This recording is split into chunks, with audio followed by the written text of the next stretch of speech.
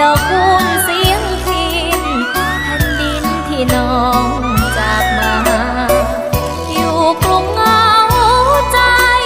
คือหลายเมื่อได้มองฟ้าก่อนนั้นเคยอิ่งอุ่นนาเบิ่งฟ้านอนฟังเสียงพินต่อยโตติดตรงมั่นคงในใจบ่จางผู้บ่าวเล่าบ้านผ่านทางดีดฟังเสียงลอยอ้อยจำติดหัวใจวันอายจีบด้วยเพลงพินคืนแสงจันทร์เพ็ญอาบดินเพลงพินอายอ่อนใจมา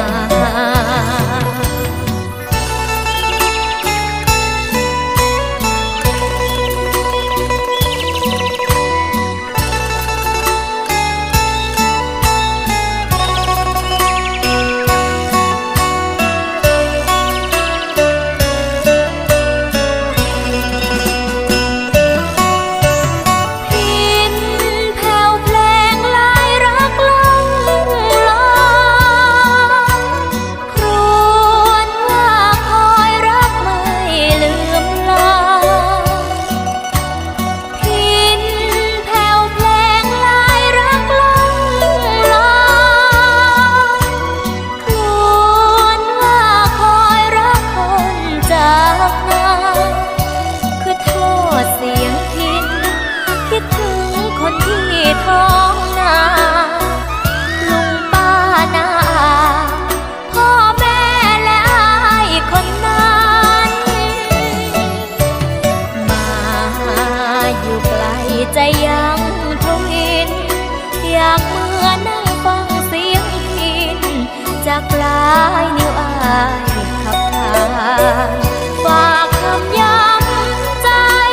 วันใดน้องคืนพินทาน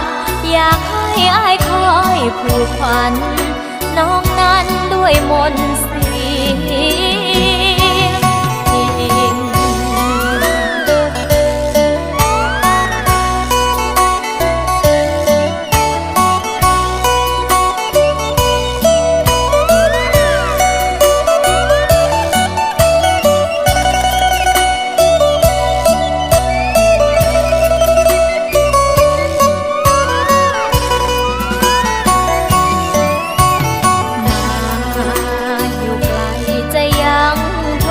น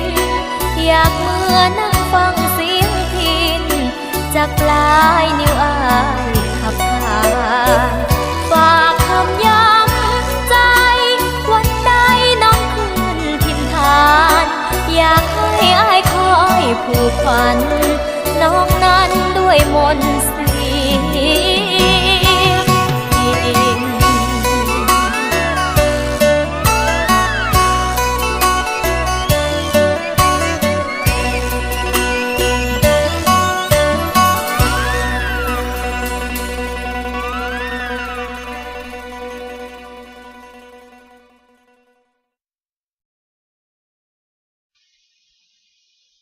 น